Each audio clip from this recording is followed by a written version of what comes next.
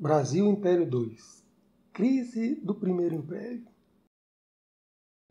Logo após a consolidação da independência do Brasil, que se deu pela rendição do exército português e reconhecimento de outras nações da independência brasileira, os problemas políticos internos começaram, principalmente após o imperador Dom Pedro I destituir a Assembleia Constituinte e outorgar a primeira Constituição do Brasil dentro do seu bem entender.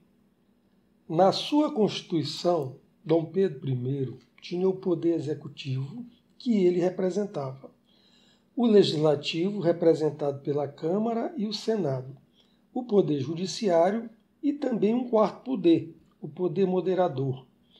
Este último poder, que ficava em poder do imperador Dom Pedro I, restituía qualquer ato da Câmara ou do Senado, ou seja, uma espécie de absolutismo dentro de uma tentativa de se instituir uma monarquia parlamentarista no Brasil, onde, mesmo tendo um parlamento para se criar decretos e leis, estas poderiam ser anuladas pelo poder moderador, caso não lhe agradasse. Assim, as insatisfações foram expostas por partes de segmentos da população brasileira, principalmente pelos proprietários de terras e minas, profissionais liberais e republicanos. No campo político, o medo de perder poder em suas regiões e a falta de participação nas decisões políticas centrais irritou os proprietários de terras.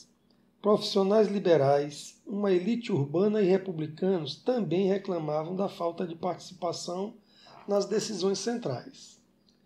Ainda em 1824, ano de outorga da Constituição de Dom Pedro I, revoltas regionais se notabilizaram, sendo a mais conhecida a Confederação do Equador, tendo como epicentro as cidades de Olinda e Recife, onde os locais destas cidades se revoltaram com a nomeação do novo presidente da província sem consultá-los. Os rebeldes nomearam um novo presidente e receberam o apoio de adeptos da Paraíba, Rio Grande do Norte, Ceará e Piauí, mas foram derrotados por causa do fraco poder militar dos revoltados. Os líderes foram presos, tendo Frei Caneca, o mais conhecido deles, sido executado pelo Império Brasileiro. Apesar da derrota dos rebeldes nordestinos, as insatisfações permaneceram na região. Para piorar a popularidade do imperador em todo o país, em 1825 começou a Guerra da Cisplatina, onde o Brasil tentou manter para si o domínio territorial da região, requisitada por Buenos Aires. Esta guerra aumentou os gastos e endividamento do Império, que teve como credor a Inglaterra.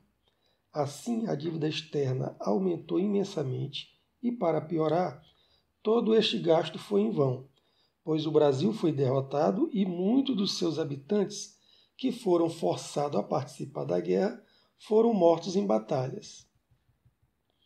O Banco do Brasil, que foi criado por D. João VI em 1808, entrou em dificuldade após este retornar a Portugal, levando todo o ouro depositado no banco. O banco fechou em 1829. Custo de vida, inflação desenfreada e uma dívida externa preocupante aumentou ainda mais o descontentamento com Dom Pedro I. As diferenças entre portugueses instalados no Brasil, principalmente grandes comerciantes, que eram aliados de primeira ordem de Dom Pedro I, contra brasileiros, culminou em um tumulto em março de 1831, conhecido como Noite das Garrafadas, expondo um sentimento lusofóbico entre os brasileiros. Em Portugal, monarquistas solicitavam a volta de Dom Pedro I a Lisboa, após a morte de Dom João VI, para assumir um possível reinado português. No Brasil, o imperador estava altamente desgastado, então o mesmo, não tendo outra alternativa, abdicou do trono em favor do seu filho Dom Pedro II. menor de idade, em 7 de abril de 1831. Assim, termina o primeiro reinado brasileiro, iniciando o segundo, desta vez com o imperador nascido no Brasil. Mas como isso se deu, veremos na próxima videoaula. Muito obrigado.